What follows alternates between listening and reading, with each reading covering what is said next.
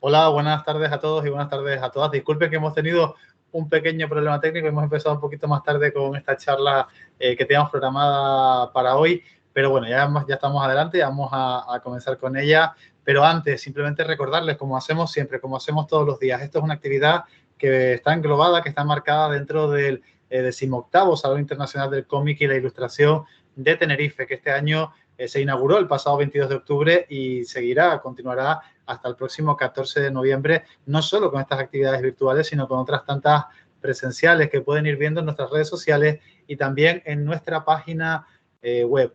Este año el salón, además de estar organizado por la Fundación Cinemas Cómic y también por la Cátedra Cultural Moebius de la Universidad de La Laguna, cuenta con el patrocinio de la Sociedad de Desarrollo de Santa Cruz de Tenerife, del Cabildo de Tenerife y el apoyo del Gobierno de Canarias a través del Instituto Canario de Desarrollo Cultural.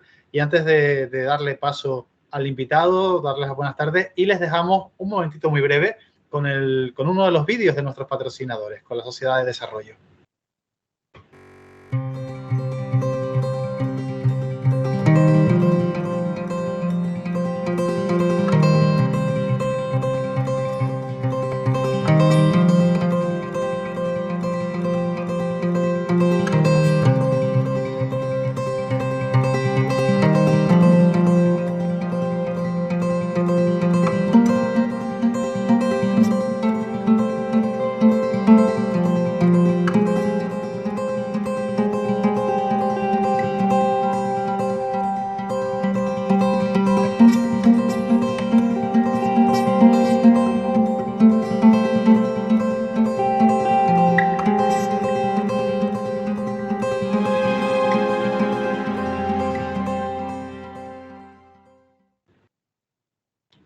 Bueno, pues ahí lo tenían, el vídeo de la Sociedad de Desarrollo de Santa Cruz de Tenerife, uno de los patrocinadores de Santa Cruz Comic 2021, que como les decía hace unos minutos, este año se celebra de forma virtual y presencial. Para continuar con las actividades virtuales que van a estar sucediéndose hasta el próximo 14 de noviembre, esta tarde tenemos con nosotros a Jordi Peidró, que es una persona que lleva más de 30 años dedicándose a lo que él define como es su pasión, que es narrar historias. Él es autor de cómics como El Ojo Africano, La Bahía del Abogado también, y dos de los que hablaremos esta tarde, Esperaré siempre tu regreso y la última obra que ha sacado, que es la Era de Acuario. Además, es una persona muy polifacética, ya lo iremos descubriendo, porque no solo se dedica al mundo del cómic, sino que además también ha escrito obras de teatro, también se ha atrevido con la novela y hasta hace muy poco estaba preparando un escape room, pero eso nos lo va a contar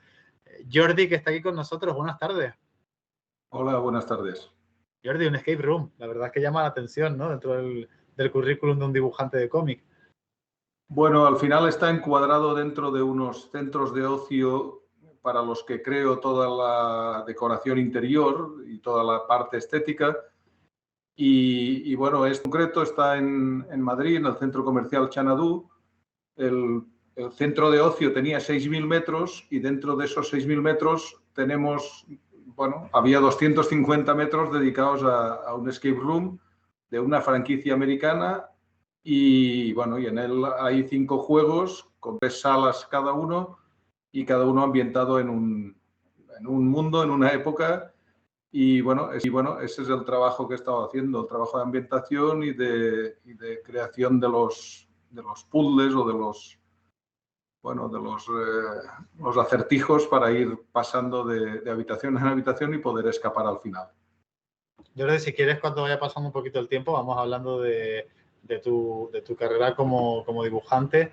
Pero el último álbum que has publicado es la Era de Acuario, un álbum que habla, entre otras cosas, de la crisis de los 40 y que muchas personas se han aventurado a decir que tiene ligeros toques autobiográficos. No sé qué hay de cierto en esto.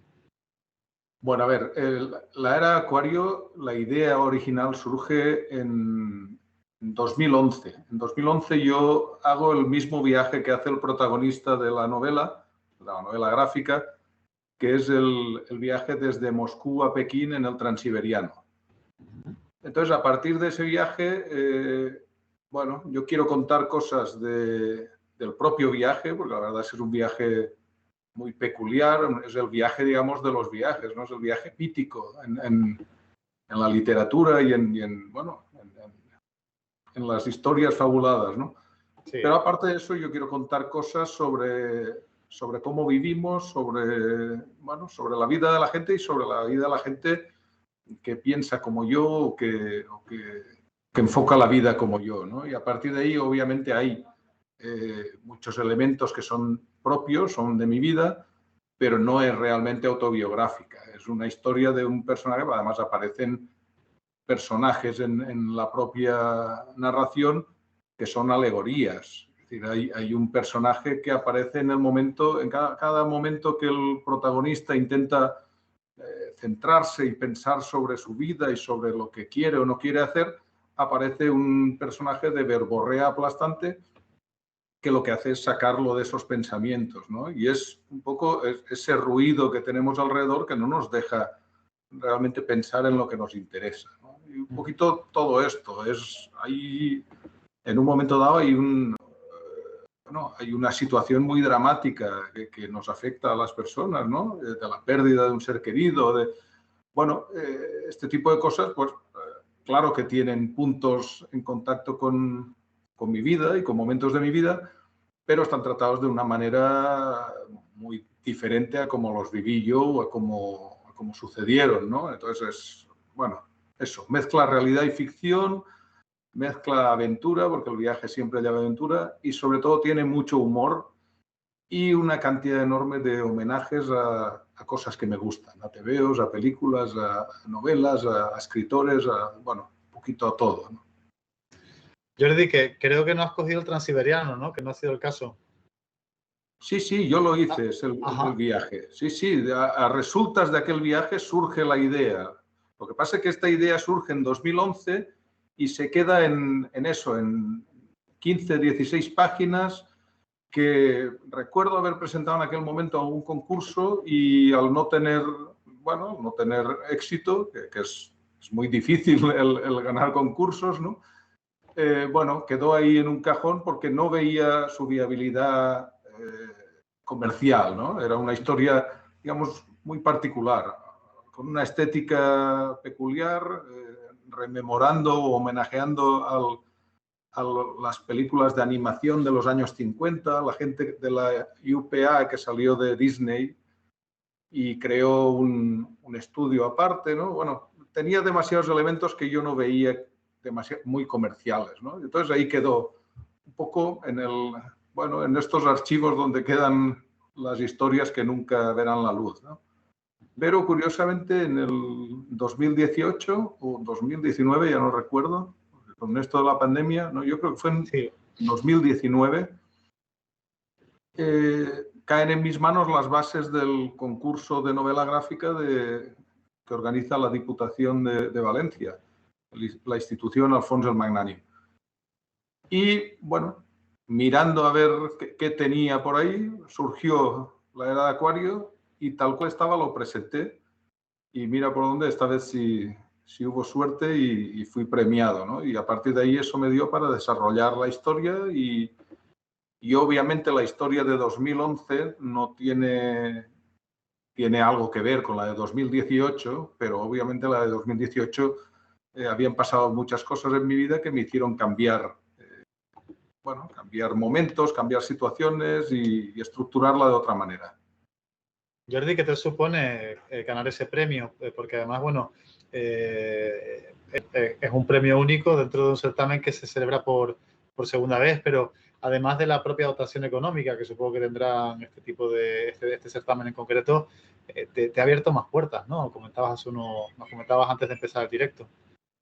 Sí, hay una parte la parte económica es importante, obviamente, pero el que llevase aparejada la publicación en castellano y en valenciano, en los dos idiomas oficiales de la Comunidad Valenciana, lo que me permitió es un poco ya no mirar la comercialidad por ninguna parte, sino hacer un poco lo que me apetecía, ¿no? Un poco contar la historia como quería y que quería.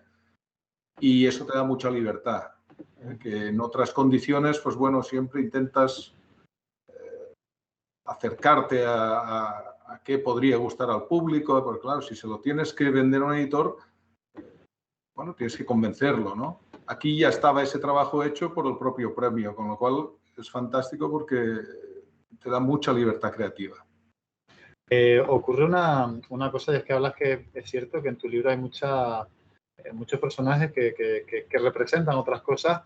¿Podríamos hablar de que Transiberiano realmente tiene un contenido semiótico que representa algún tipo que me imagino que sí, algún tipo de algo más abstracto a lo que has querido materializar con ese viaje que hace el personaje principal?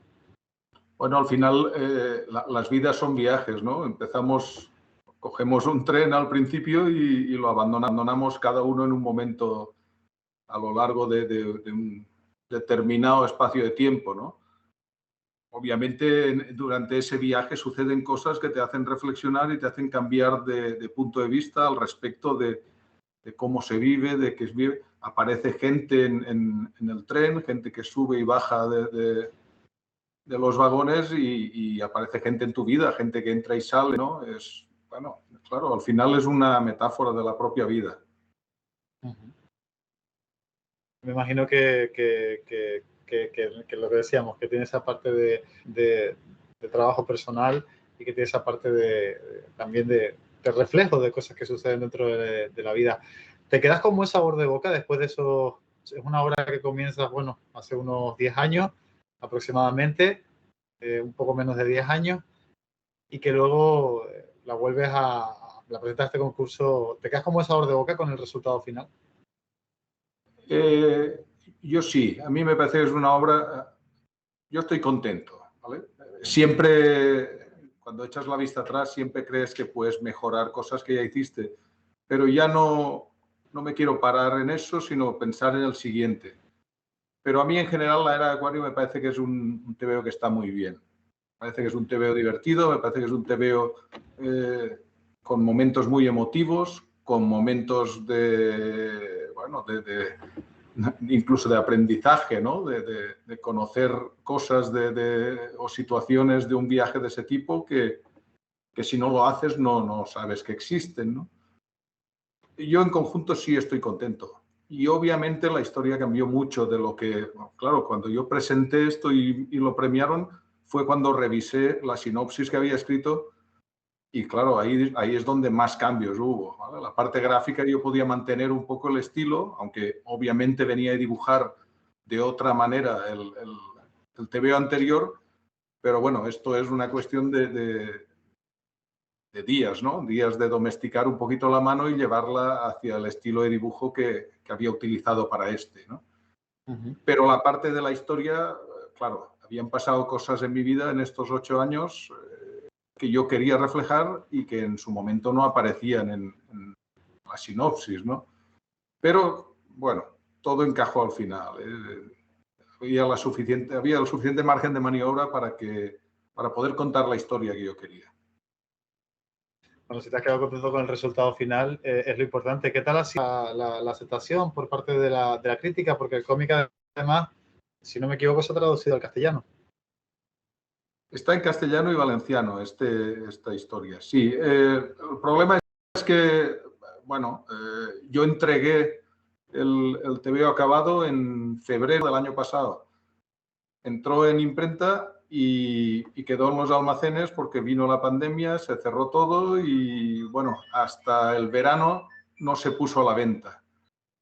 Las presentaciones fueron, bueno, la situación que había el año pasado, que era muy complicado presentar cualquier cosa, que era, bueno, no era fácil nada, ¿no? Entonces, el TVO ha hecho su camino, la gente, bueno, las críticas que me llegan, obviamente me llegan las críticas buenas. La gente, si no te gusta, pues no le llamas al autor para decirle, oye, no me ha gustado. Pero yo detecto que está gustando, sí, bueno, es cierto que hay un sector de público, posiblemente el que esté más cerca a la edad del protagonista del TVO, que se puede ver más representado y que puede tener más interés. Gente más joven, pues bueno, lo ve, se divierte, se queda más en la anécdota, ¿no? Un poquito esto. Están llegando ya preguntas por la caja de comentarios. Hay varios saludos de compañeros. Rubén Esteban nos dice, nunca es tarde si la dicha es buena, es cierto. Pedro nos dice, empezamos. Y el propio Rubén Esteban nos lanza una pregunta. Dice, a mí me ha gustado mucho, lo leí viajando y me fue muy mea. A ver si ahora nos lo corrige, pues no creo que quisiera decir esto. Aunque el final me quedó un poco abierto. Eso nos dice Rubén. Esa es la pregunta. Eso es el comentario más bien. Ese es el comentario, sí, sí. Sí, sí. Bueno, es un final, la vida del personaje no acaba, el personaje regresa al origen, ¿no? Ha hecho de alguna forma, ha hecho el viaje del héroe, ¿no? Ha cumplido todos los pasos que estipula el viaje del héroe y regresa a su origen cambiado, ¿no? A sufrir una transformación. Es cierto que no hay un cierre, digamos, clásico, pero yo creo que sí acaba la historia, ¿no? No hay pie a seguirla. Es decir, la historia comienza y acaba. Pero bueno, puede ser que claro, yo me la sabía y puede ser que el lector se haya quedado un poquito así por, no sé qué es lo que le hace opinar de este modo. Pues de hecho nos hace un inciso dentro de la caja de comentarios y nos dice que se refiere a que le fue muy de metalenguaje, ¿no? A Mea. Y dice que no sabe si habrá segunda parte. No habrá una segunda parte. No existe. No hay. Es una historia que comienza y acaba para mí, aunque acabe de una manera, digamos, bueno, un poco abierta, ¿no? Hay más personas que nos están comentando, Pedro, y nos hablan, bueno, es del proceso, de tu proceso creativo, que puede ser aplicable a la era de Acuario o a cualquier otra de tus obras.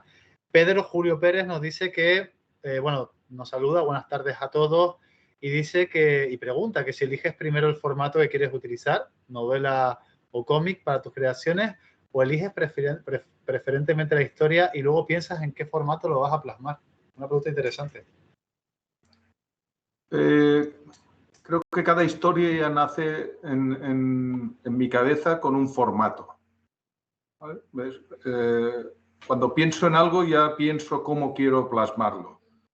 Pero dicho esto, es cierto que hace 25 años o 27 años, o no sé el tiempo, yo tenía unas primeras páginas de un cómic, de una historia que yo quería plasmar en cómic, y comentando con un amigo guionista, se lo pasé y me dijo, esto es una obra de teatro. Escribimos la obra de teatro y ganamos el premio de Teatro Ciutat d'Alcoi de aquel año.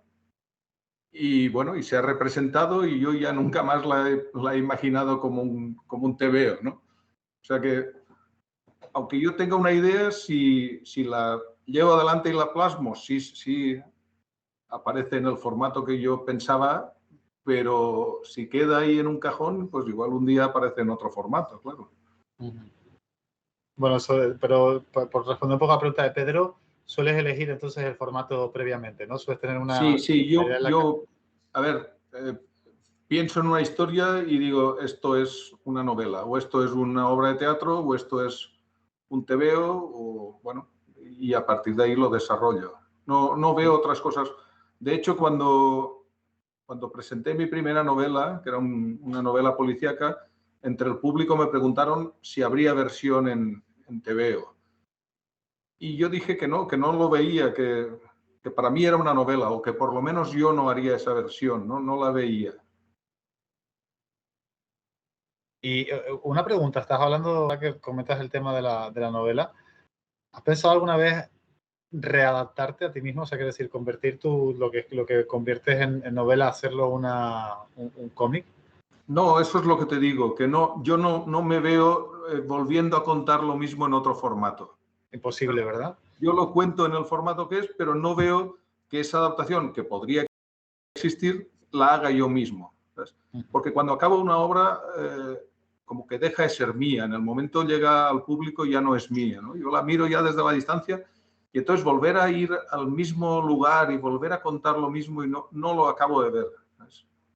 Jordi, una pregunta, ahora que estábamos, que a raíz de la pregunta de Pedro, pues ha salido un poco más, hemos explorado un poco más tu carácter multidisciplinar a la hora de crear arte, de hacer tus obras. ¿Cómo funciona una cabeza? Quiero decir, que es capaz de hacer obras de teatro, escribir novelas, crear cómic y dedicarse a otras actividades creativas. Trabajas por parcelas, una época te dedicas a trabajar en un sector, luego en otro, desarrollas proyectos al mismo tiempo. Voy avanzando las cosas en paralelo y voy trabajando en varias cosas al mismo tiempo. De hecho, ahora mismo tengo una novela en marcha en solitario, una novela a 4 manos, un tebeo y la decoración de los centros de ocio que hago, ¿no? Entonces, bueno, un poco me marca la agenda, me la marcan las prioridades, ¿no? Las urgencias. Normalmente los encargos de fuera siempre son más exigentes en cuanto a plazos y esto toma la prioridad y después mis propuestas, o sea, las propuestas propias son las que quedan para los huecos, ¿no? Un poquito lo que busco es eso, busco que la parte mercenaria, entre comillas, de mi trabajo me compre tiempo para hacer los proyectos propios, ¿no? Y estoy en el punto donde creo que cada vez voy a ser menos mercenario y más proyectos propios. ¿Cómo has llegado a ese punto? ¿Cómo has llegado? ¿Cuál ha sido la catarsis para llegar a ese momento? No, bueno, pues porque llega un momento donde dices, ya no, bueno, económicamente ya no tengo las necesidades que tenía cuando mis hijos eran más pequeños, cuando no sé qué. Es decir, llega un punto donde, bueno, yo soy un hombre de vida muy sencilla, yo no tengo un yate al que poner gasoil todas las semanas, con lo cual llega un momento donde puedes decir, vale, yo no necesito tanto y con menos puedo funcionar muy bien y entonces quiero dedicar más tiempo a contar mis cosas, ¿no? Y bueno, estoy ahí, pero sin abandonar por completo lo otro, ¿eh? Porque también me he dado cuenta que me permite, cuando estoy mucho tiempo en el estudio solo, bueno, tampoco es muy sano para mí, ¿sabes? Entonces me va muy bien de vez en cuando contactar con actores, con directores de teatro para un espectáculo. En otros momentos hablar con arquitectos, con ingenieros para la decoración de un local temático. O, ¿sabes? Un poquito el tocar tantos sectores te permite conocer a gente con inquietudes muy diversas y a mí me enriquece mucho. Hombre, a mí lo que me ha sorprendido de lo que llevamos hasta ahora de charla es que además eres padre. O sea, que todavía, aparte de todos los proyectos que llevas a cabo o que has llevado a cabo hasta ahora, encima has tenido que cuidar has hablado de hijos, así que es más de uno. Sí, yo ya dos no me lo puedo imaginar. Sí, bueno, 2 chicos que ya son mayores, pero bueno, sí, claro, esto se integra en una vida. Esto no tiene tampoco, además esto sí es prioritario siempre, sus necesidades siempre son las primeras, ¿no? Hombre, sí, me imagino, ¿no? Siempre primero, pero que no deja de llamar la atención, como que te das tiempo para todo, vamos, yo estoy sorprendido. Nos siguen llegando más preguntas, nos dice por aquí la compañera Patri Pérez, dice, hola Jordi, un placer tenerte por aquí como dibujante dentro del mundo de los cómics. ¿Qué consejo le darías a los estudiantes que se plantean entrar en el mundillo? Todo, Jordi, muchas personas de las que nos ven son personas que están comenzando en el mundo del cómic o que quieren acceder a él y que buscan consejos de personas de referencia como tú. A ver, les voy a dar un consejo que me dio a mí un buen amigo y también dibujante, que es mayor que yo y que en su momento ya estaba en el mundillo del cómic. Y él me dijo, haz bien las cosas que al final tendrán su acomodo en un lugar u otro. Y es cierto, tienes que hacer bien las cosas. Ese es un consejo. Después, el consejo del trato con editores o con... Ahí depende mucho de la suerte, depende mucho de otras circunstancias. Pero yo creo que si tienes un buen trabajo, acabarás situándote y acabarás... Y después, Eso era el consejo que a mí me dieron. Y el consejo que yo daría también es versatilidad. Cuanto más campos toques, cuanto más soluciones des a un cliente, mejor. ¿Sabes? O sea, acabarán, salvo que seas el número uno del mundo de acuarela. Entonces, claro, si eres el número uno, ya está, ya lo tienes, ¿no? Pero si no eres el mejor, ofrece más soluciones porque eso siempre, bueno, siempre funciona, ¿eh? Siempre da más, bueno, ya ves, más salidas. Yo he hecho un poco de todo. He hecho aquí en Valencia, en el Oceanographic, hice un espectáculo dirigiendo a delfines y a bailarinas y a músicos y a no sé qué. Y yo, esto, claro, esto para mí ya fue el rizar el rizo, ¿no? Era como un atrevimiento. O sea, bueno, lo que recomiendas es básicamente pues, que exista ese carácter multidisciplinar dentro del TVO. O sea, había una polémica esta mañana, antes de continuar leyendo las preguntas, porque siguen llegando preguntas a través de la caja de comentarios. Las personas que se hayan incorporado ahora a la charla, les recordamos que pueden verlo que pueden interactuar con Jordi a través de esa opción que nos da Facebook. Bueno, no sé si era esta mañana o estos días. Ubay, el streamer este tan famoso, Sí. se habían sacado unas palabras suyas de contexto acerca del esfuerzo, ¿no? De que en muchas ocasiones el esfuerzo no conlleva una recompensa. Pero me imagino que eso tampoco tiene que desalentarnos. Quizás se está perdiendo un poco, no sé si tú opinas igual, Jordi, la cultura del esfuerzo en mundos en los que el acceso es tan complicado. Es un embudo donde intenta acceder muchos, pero entran pocos a cuentagotas. No sé cómo lo valoras de esa manera. Si lo valoras de esa manera o lo ves de una forma distinta. Yo dedico muchas horas a hacer cosas, ¿no? A hacer cosas bueno, hacer trabajos, hacer propuestas, hacer proyectos. Mucho tiempo, mucho esfuerzo.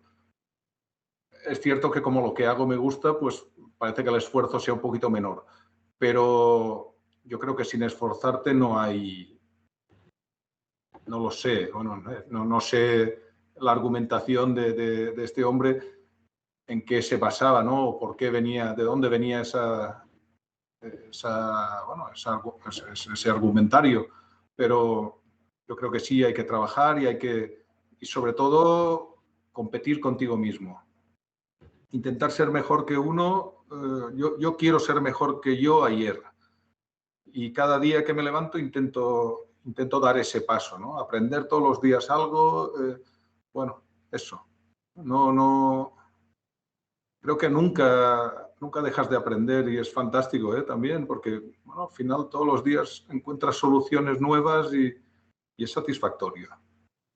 Jordi, yo creo que hay personas que todavía siguen alucinando un poco con el tema de la paternidad, porque nos hace por aquí alguna pregunta más y dicen que si alguno de tus hijos, bueno, no sé si quieres responder, una pregunta de carácter personal, ha seguido tus pasos y si te gustaría que alguno se dedicase a la novela o al cómic. Bueno, tengo el mayor está metido en el mundo del audiovisual.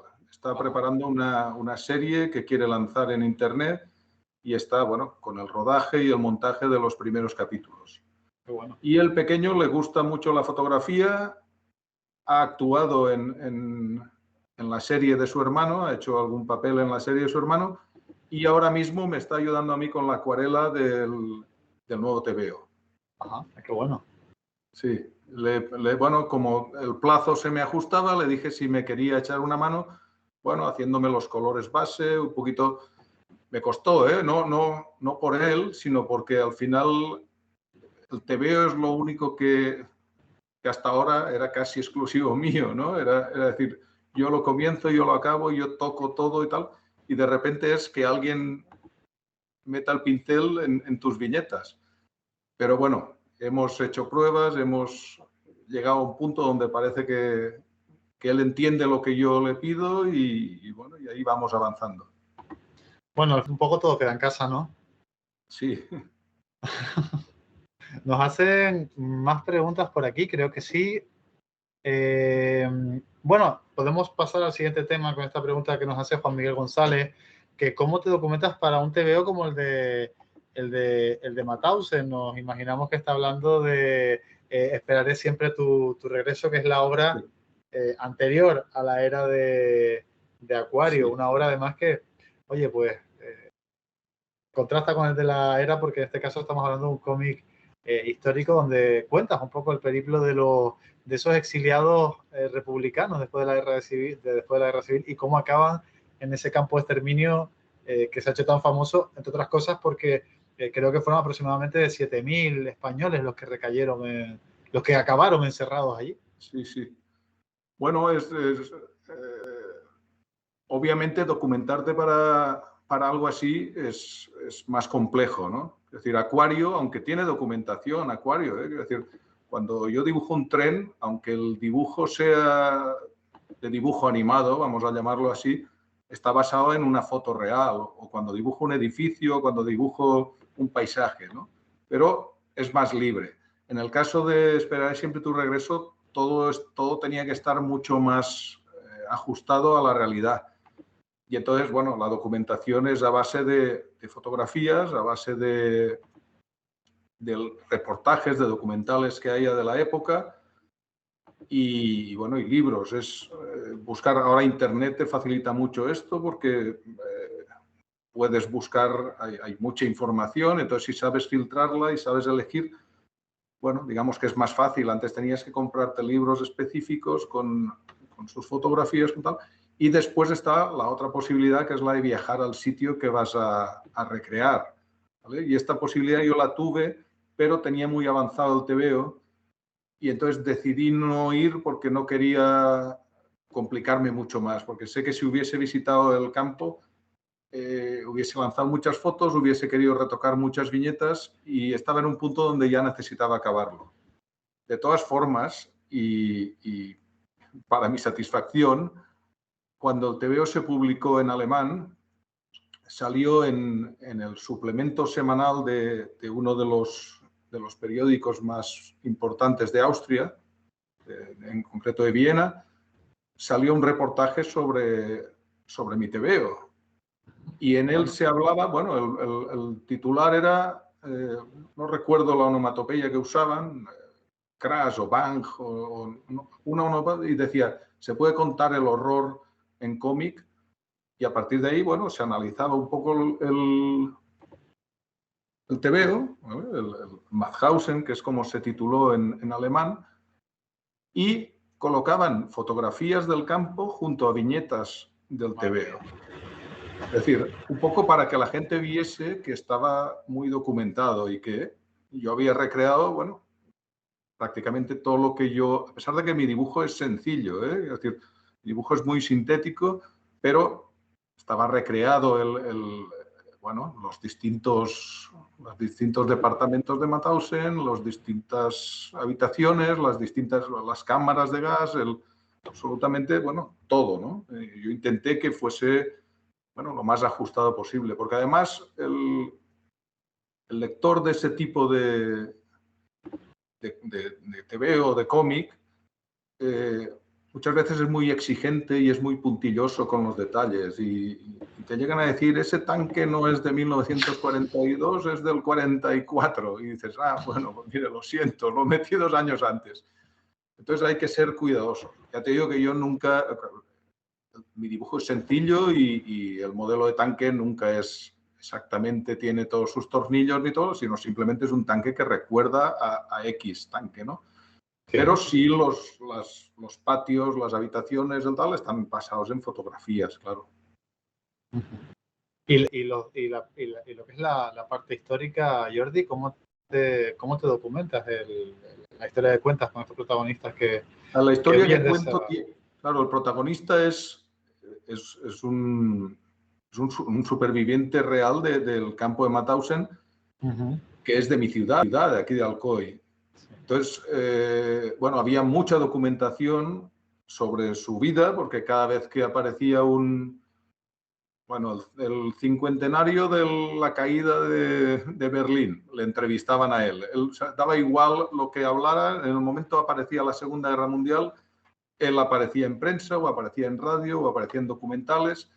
Entonces, bueno, por esa parte tenía mucha documentación. Y después tuve varias entrevistas directamente con él, que es lo que pacté un poco con sus hijas, y que son las que, digamos, bueno, se preocupaban de que no molestaran en exceso a su padre porque ya tenía muchos años, pero sí tuve la suerte de tener algunas entrevistas con él y ahí preguntarle cosas muy concretas, pero ya sobre el trabajo que yo estaba haciendo, ¿vale? A partir de lo que yo ya tenía estructurado, bueno, detalles que necesitaba saber porque a veces lo imaginas de una manera y de repente surge algo que dices, pues esto no es lo que yo había creído, ¿no? Sí. Yo tenía la llegada al campo de concentración de Mauthausen del tren. Claro, yo había visto en películas y el tren llega dentro del campo, pero el tren llega dentro del campo en Auschwitz y posiblemente en otros campos, pero no en Mauthausen. En Mauthausen el tren llega a la ciudad. Entonces, claro, yo tenía una viñeta donde el tren llegaba y la siguiente viñeta estaban dentro del campo. Y un día comentando con Paco Aura, que es el protagonista, me dijo, cuando llegamos a la estación, y entonces ya dije, cuidado, la estación no es el campo. No, la estación es la estación de la ciudad de Mauthausen. Dicen, bajamos allí y fuimos hasta el campo, campo a través. Subimos hasta Mauthausen, que está en una colina. Entonces, claro, yo cuando llegué aquí a mi casa, yo comencé a buscar en el Google Maps, me situé en el sitio y busqué el camino que podrían haber hecho desde la estación, porque dijo que no pasaron a través de la ciudad. Claro, esto es un camino campo a través, subiendo una colina, para el que tardaron alrededor de media hora, me decía él. En efecto, hay, no sé si son 3 o 4 kilómetros, o 3 kilómetros y algo. Claro, a paso ligero es eso, ese tiempo, ¿no? Claro, en ese ascenso hasta el campo, él me contaba, el que caía, lo remataban en el suelo. O sea, el que tropezaba y caía, o el que se le aflojaban las piernas porque llevaban 3 días metidos en un vagón de tren sin poder, sin comer, sin dormir, sin tal, el que caía lo liquidaban allí. Claro, esto, dije, no puedo bajarlos del tren y meterlos del campo. Yo tengo que contar esta subida, ¿vale? Y entonces añadí 4 páginas entre una cosa y otra. Es decir, que eso es lo que me hacía modificar un poquito las circunstancias del TVO. Puede haber sido espeluznante, ¿verdad? Me imagino. Haberse documentado de todos los horrores que ocurren en una Europa que parece lejana, pero es reciente. Ocurrió esta semana. Sí, no hace tanto tiempo. Claro, es que cuando hablas, es decir, yo hablaba con él y él me estaba contando cosas y yo decía, esto lo he visto yo en una película, pero este señor lo ha vivido, ¿no? Pero es que después, en las presentaciones que hice del libro, hice muchas presentaciones, dice lo menos, no sé cuántas, pero entre 15 y 20 presentaciones se hicieron en distintas ciudades, en distintos lugares. En algunos sitios venían otros supervivientes de Mauthausen. Y en Barcelona conocí a un señor que no estuvo en el campo, pero porque un SS vio que era tan pequeño que lo cogió, lo separó de su padre y de su hermano y lo subió al tren con su madre. Y su padre y su hermano... Sí, disculpa. No, sí, disculpa a mí, perdona. No, pues que te quedas impresionado porque dices, joder, este hombre también también vivió una historia tremenda, ¿no? Y su hermano y su padre, que se quedaron en el campo, ambos sobrevivieron. Pero es que después me decía, sí, pero mi hermano fue uno de los que sacó los que iban sacando los negativos, los Polchaka, que son los chavales que sacaron los negativos de Boys del campo, que después sirvieron para el juicio de Nuremberg. Era el hermano de este señor. Claro, entonces, es decir, no hace tanto tiempo de esto. Es muy reciente, bueno, y nos debería hacer pensar, sobre todo a determinados grupos políticos con determinadas ideas que recuerdan demasiado a lo que sucedió en aquel momento. Jordi, nos vamos acercando al final de la charla, pero sí me gustaría, antes de que terminase, emplazarte, si te apetece, en otra ocasión a que podamos hablar en este espacio sobre un poquito más de Mauthausen, porque sobre este cómic ambientado en este campo de concentración. Esperaré siempre tu regreso, porque creo que da para que estemos hablando horas y horas. Pero nos quedan algunas preguntas por aquí en la caja de comentarios que leer. Una es de Pedro Julio Pérez, que dice que si te gustaría ver alguna obra tuya en otro formato que no hayas pensado, no adaptada por ti, porque ya nos comentabas que no querías repetirte, pero si en una película, en una serie, una ópera. Sí, obviamente sí, claro, me gustaría, porque me gustaría ver primero cuál es la visión de otra gente a partir de lo que yo he imaginado. Y bueno, sobre todo me gustaría que se adaptase algo a la animación. La animación a mí me atrae mucho. He hecho pequeñas incursiones, sobre todo en el mundo publicitario, pero me gustaría, claro, me gustaría un largometraje sobre algo hecho por mí, obviamente. Uh-huh. Y por aquí otro amigo que debe ser también dibujante nos dice Cristian Rodríguez, dice, buenas tardes, ¿qué consideras que debe poseer un artista para poder crear un cómic? ¿Crees que es más importante la historia o la calidad de dibujo? La historia siempre. Para mí siempre es la historia lo más importante. El dibujo ayuda sobre todo a que de un primer vistazo decidas si te compras o no el TVO, pero después es la historia lo que te engancha. Hay TVOs magníficamente dibujados, magníficamente, con dibujo exquisito, que no cuentan nada. Y en cambio hay otros que su historia te atrapa y ya da igual, ya no ves si el dibujo es mejor o es peor. Esto entendiendo como mejor o peor, ¿vale? No hay dibujo malo, quiero decir, el dibujo tiene que estar al servicio de la historia. Bueno, con esta reflexión tenemos que ir despidiéndonos. Se nos ha hecho un poquito más corto de lo habitual porque hemos empezado un pelín más tarde, pero de verdad que darte las gracias por dedicarnos la tarde de hoy, por la paciencia, por ese pequeño problema técnico que hemos tenido al comienzo y sobre todo por compartir con nosotros no solo los conocimientos que tienes sobre el mundo del TVO, sino también de una manera corta estas vivencias personales. No sé si quieres decir algo para finalizar, Jordi. Bueno, os agradezco mucho haberme invitado y estoy aquí a vuestra disposición para cuando queráis. Y nada, y voy a seguir con el TVO ahora mismo y yo creo que para marzo, abril de este año que viene lo vamos a tener en las librerías y bueno, otro paso más. Jordi, pues también, aparte de esa invitación para seguir hablando de ese TVO, que se nos ha quedado un poco con ganas de seguir comentándolo. Cuando tengas tu nueva obra, cuando se pueda empezar a saber cosas de ella, también estaremos encantados de presentarlo. No sé si en formato virtual o presencial, a ver qué es lo que nos permite la evolución de la crisis sanitaria, que ha pasado un poco a segundo plano, pero sigue estando ahí. Sí. Y hay que tener cuidado con determinadas cosas e intentar por lo menos seguir creando cultura segura, pero que queremos repetir esta charla de nuevo contigo siempre cuando tú estés dispuesto, Jordi. Perfecto, aquí estoy, ha sido un placer. Bueno, Jordi, muchísimas gracias y muchísimas gracias a todos los que nos han estado escuchando. Simplemente antes de despedirnos, recordar que esta es una actividad que está enmarcada dentro de Santa Cruz Comic 2021, un evento que está organizado por la Fundación Cinemas Comic, que es el lugar desde el que estamos emitiendo este directo, y también por la Cátedra Cultural Moebius de la Universidad de La Laguna. Este año llegamos gracias al patrocinio de la Sociedad de Desarrollo, del Cabildo de Tenerife y el apoyo del Gobierno de Canarias a través del Instituto Canario de Desarrollo Cultural. Y para despedirnos, ahora sí, les dejamos con un vídeo de uno de nuestros patrocinadores, la Sociedad de Desarrollo de Santa Cruz de Tenerife.